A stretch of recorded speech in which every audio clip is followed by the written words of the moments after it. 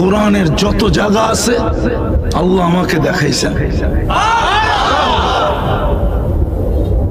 দুনিয়ায় হাজারো কবর আমি দেখছি, নবী বলেন, সাহাবী বলেন, ওলি বলেন,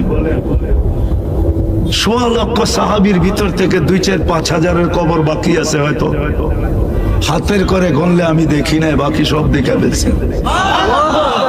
যত নবীর চিহ্নিত জায়গা আছে আল্লাহ আমাকে দেখায় ফেলছে। এই জন্য বলতেছি দুনিয়ার কোনো পরিচয় কাজে দিবে না। যদি দিত তাহলে আবু তালেবের কবর কোনোদিন আমাকে কাঁদাইতো না। আমি আবু তালেবের কবর চিনি। কেউ চিনুক আর না চিনুক আমি চিনি। এই জন্য সবাই একদিক দিয়া যায় মক্কায় গেলে কবরস্থানে, আমি আরেক দিক দিয়া যাই। কেন আবু তালেবের কবর দেখলে আমার চোখে পানি আসে, যে ৪৪ বছর বাদ মুহাম্মদুর রাসূলুল্লাহর মতো সত্তা জাতকে পালছেন, আল্লাহর বন্ধুকে পালছেন। হায় হায় হায়, যার মর্যাদা আল্লাহর কাছে এত, ওনাকে লালন পালন করছেন, আর ওই পরিচয় কবরে কাজে লাগে নাই। ওই কবরের কাছে গেলে আমার চোখ দিয়া পানি আসে এখনো। ওই কবর আমাকে কোনোদিন কাঁদাইতো না।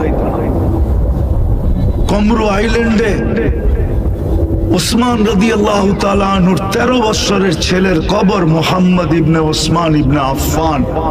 ওই কবর কোনোদিন আমাকে কাঁদাইতো না। আমি 1 ঘন্টা কাঁদি নাই, 2 ঘন্টা বয়ে বয়ে কাঁদছি।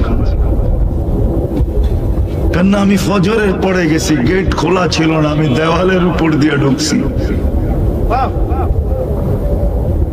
যদিও আমি জানতাম আমাকে কিছু বলবে না, কেন আমি মেহমান ছিলাম,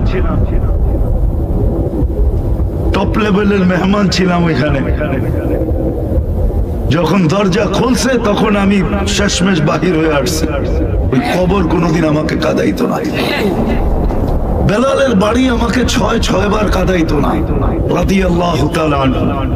আমি 6 বার গেছি বেলাল রাদিয়াল্লাহু তাআলা আনহুর বাড়িতে। রাবেয়ার বাড়ি আমাকে কোনোদিন কাঁদাইতো না।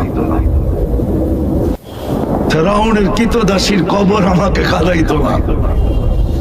রব্বে খাবার কসম, হাজারো কবর আমাকে কাঁদাইছে।